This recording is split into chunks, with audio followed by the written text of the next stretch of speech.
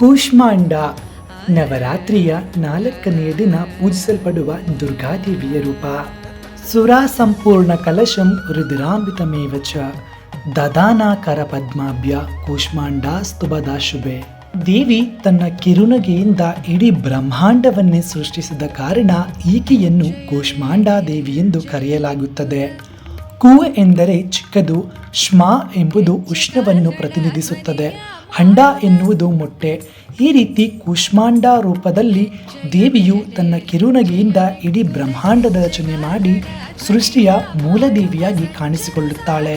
ಇದು ಪಾರ್ವತೀ ದೇವಿಯ ರೂಪದಲ್ಲಿ ಅತ್ಯಂತ ವಿಶೇಷ ರೂಪವಾಗಿದ್ದು, ಈಕೆಯ ಆರಾಧನೆಯಿಂದ ನಮ್ಮಲ್ಲಿ ತೇಜಸ್ಸು ಪ್ರಕಾಶಗೊಳ್ಳುತ್ತದೆ.